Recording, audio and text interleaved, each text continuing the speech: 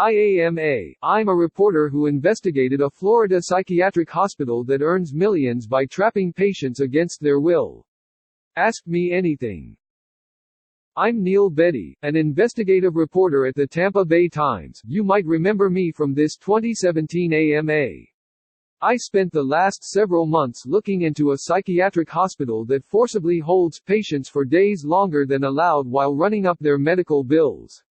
I found that North Tampa Behavioral Health uses loopholes in Florida's mental health law to trap people at the worst moments of their lives. To piece together the methods the hospital used to hold people, I interviewed 15 patients, analyzed thousands of hospital admission records and read hundreds of police reports, state inspections, court records and financial filings.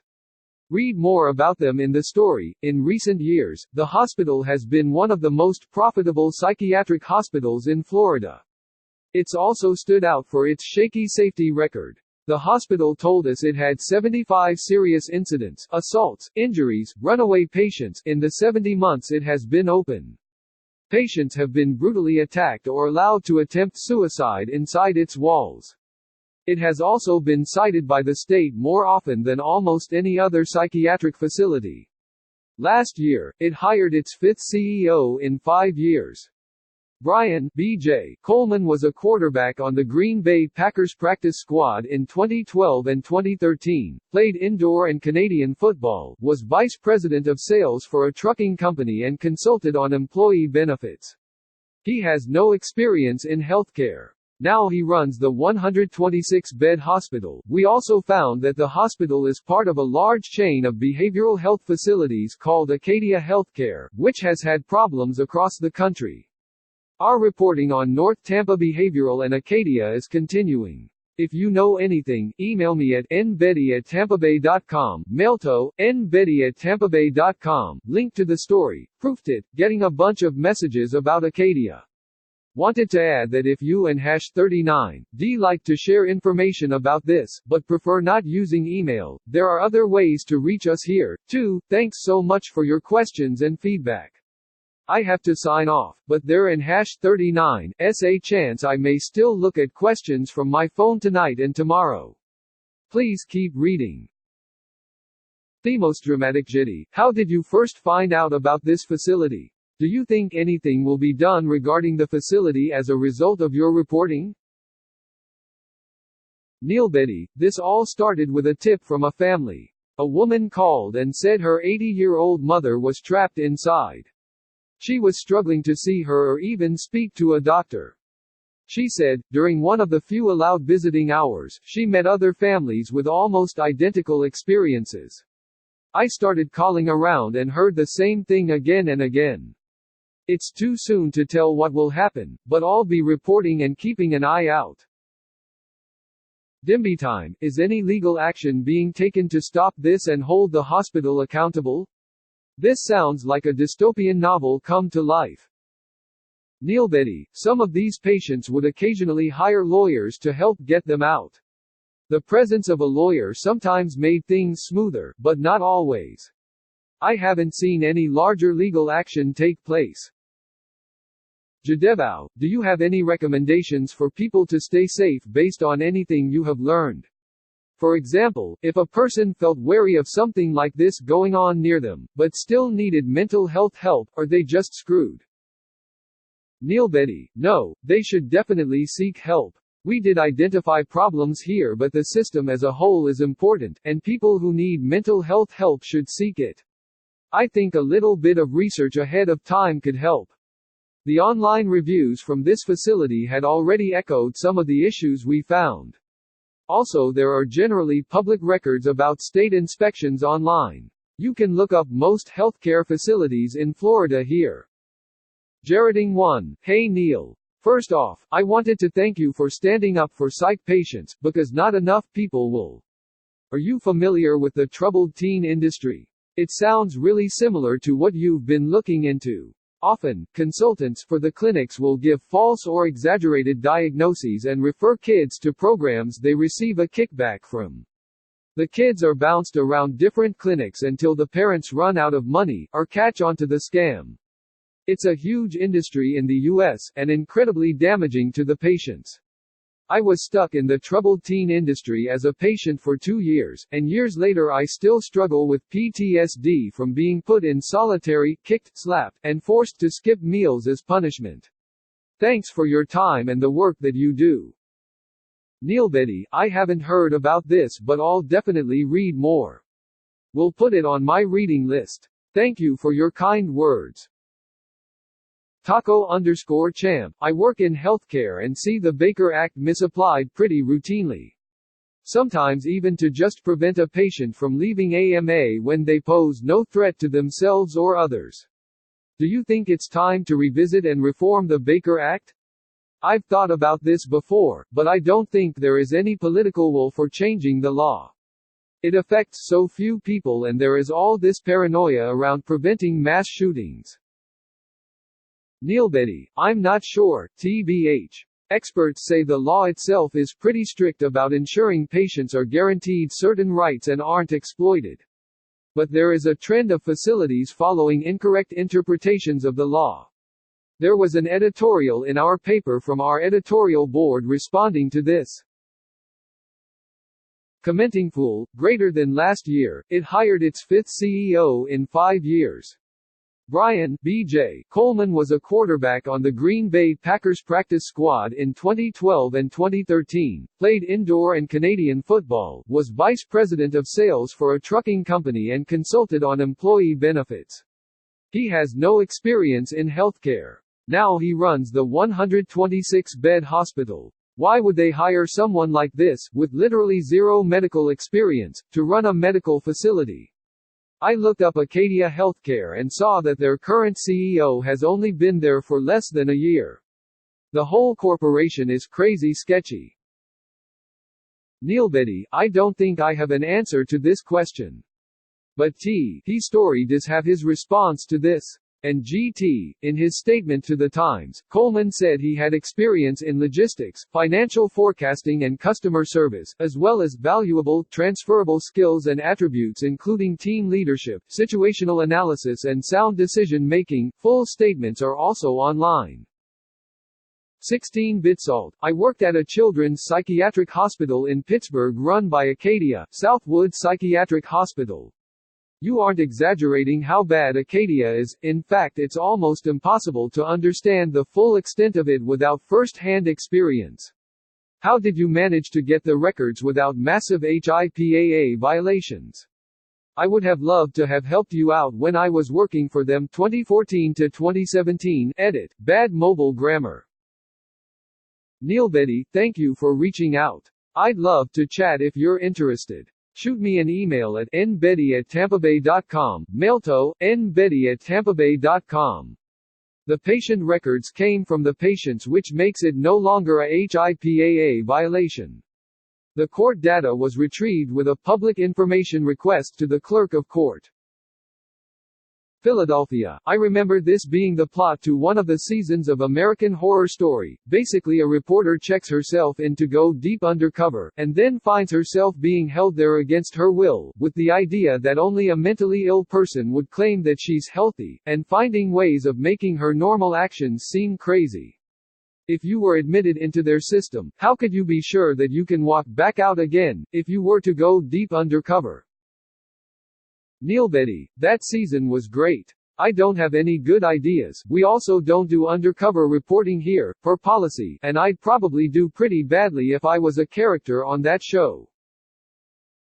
44 Treasurer 44. Do you suspect this kind of thing is widespread in the industry? Or is this an aberration? Neil Bedi, I haven't done the reporting to know for sure. But I will say that after the article published, I started getting calls from patients across the state saying the same thing happened to them. I don't know if I've ever heard from this many readers before after a story published. Yahoo T. Hi, I am a psychiatric nurse in CA who has worked for facilities that illegally extend holds to fill beds and collect Medi-Cal money. The poorer and less able you are to advocate for yourself, the longer you would stay. I sent you a private message with proof and details, but please help me go to the press with my story. Neil Bedi, hi, you, Yahoo T. I will respond to you by the end of the day. If I don't, please bug me or email me at nbedi@tampabay.com. Mnemonic glitch. If one found themselves trapped against their will, what is the best advice you have for them? Neil Bedi, this is a good question, and a difficult question. The law does allow hospitals to hold people who may harm themselves or others. But it also outlines many rights for those patients. I think my best advice is for patients to know their rights and know the state organizations you can contact if you feel like those rights are being violated. Oscillating_vent. Are most mental patients being held against their will? Neil Bedi, in this facility, yes. Most of the patients are brought in under the state's mental health law, the Baker Act. Roughly 2/3 of the total patients are brought in involuntarily. Edit. I am sorry I struggled with Reddit. I would have edited sooner but kept getting something went wrong. Just don't panic. Squeaky_ghost, to forcibly hold a Baker Act patient for more than 3 days, a mental health center must file a petition in court. Under the law, a judge has 5 work days to rule on the case. North Tampa Behavioral filed 592 such petitions last year. But it dropped 86% of them before the hearing, records show. Hundreds of patients were stuck waiting to see a judge, but never saw one. Meanwhile, their bills grew. As someone who works at a mental health care facility, I found this to be horrifying. Do you mean the patients in the 86% thought they needed to wait to see a judge when in actuality their petition had been dropped? Or just the remaining 14%? Also, did you find that the 14% for which a petition for extension remained were being held for legitimate reasons? While the incidents you documented in your article certainly do not seem to meet criteria for extension, no threat to self or others, not incompetent, etc., there are certainly patients who do pose a major risk or are seriously ill and cannot make rational decisions. They need to stay in a facility. Was this the case for any in the 14%? Neil Bedi, 86% of these people were waiting for hearing, but the hearing never happened. I do agree that some patients definitely do meet criteria. I had no way of telling how many though. The county court always grants these petitions when they go to hearing. And the petitions themselves are not public record, so I couldn't personally see them. Mr_Swick, what do you hope comes from your article? Neil Bedi, my main hope is that more people read it and are aware of the issues we outlined. Almost all of the families I spoke to said they were completely unaware of any problems when they ended up at the hospital. In fact, their first thought was generally how nice it looked from the outside. SOLNX, what is the average stay of a patient at this facility versus the average?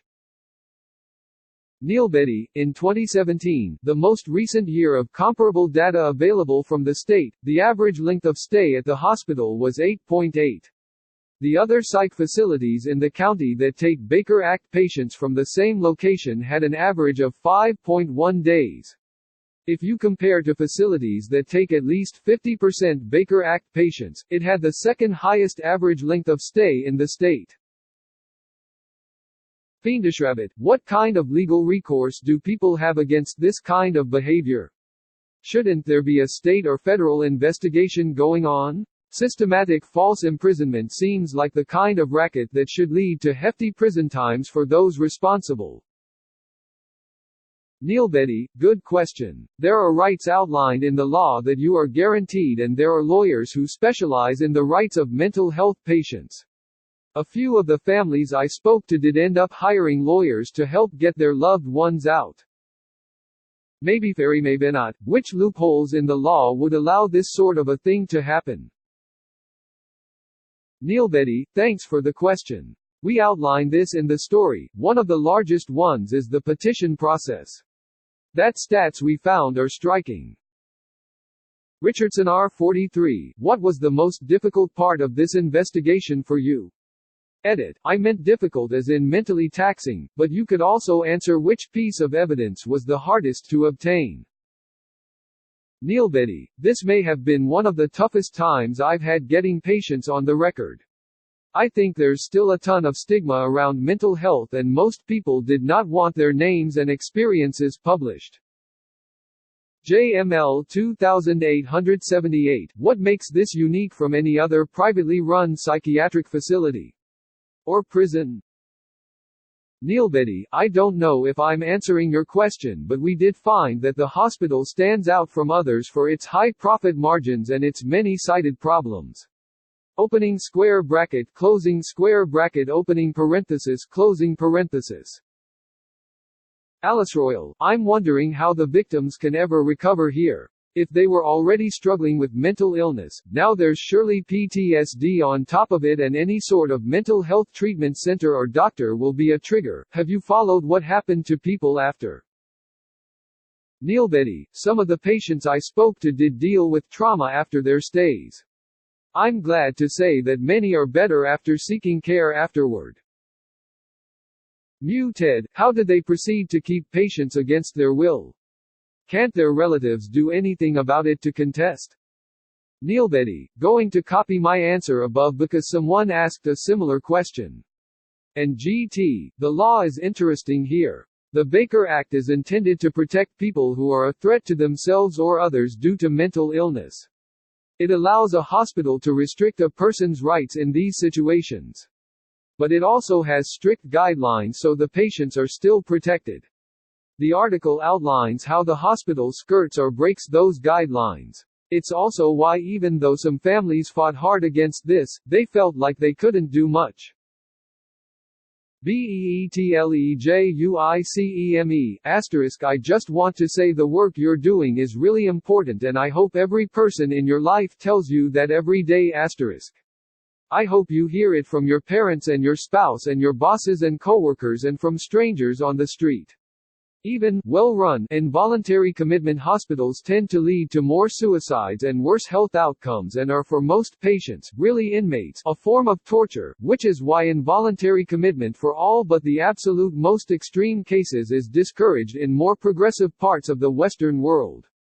It is terrifying to imagine what an intentionally manipulative and badly run place would be like. As for a question, in your reporting, have you done much historical reading going back to draw parallels to 50, 100, and 200 years ago, etc., when men would routinely have their wives and daughters locked away in sanatoriums? A lot of those sanitariums were also privately run and quite profitable. Neil Bedi, thank you very much for your kind words. Unfortunately, I don't have a good answer to your question because I haven't done a historical look. Star Warriors, I feel like I've seen some solid investigative journalism out of Tampa Bay. Why is that? Are you guys somehow special among small city papers? Neil Bedi, I don't know, but we do invest and value this kind of journalism. Here are a couple of columns from our executive editor. Opening square bracket, closing square bracket, opening parenthesis, closing parenthesis, opening square bracket, closing square bracket, opening parenthesis, closing parenthesis. Deleted. Wow, a journalist that investigates real issues? That's a nice change from the trend. Thank you. What do you think of the current state of journalism in the US and the UK? Neil Bedi, wow, that's a big question. I don't really know. I think it's a hard time for journalism. The industry has been hurting financially for a while and local papers have been taking the worst of it. But some of the best journalism is still being done at those papers and that keeps me going.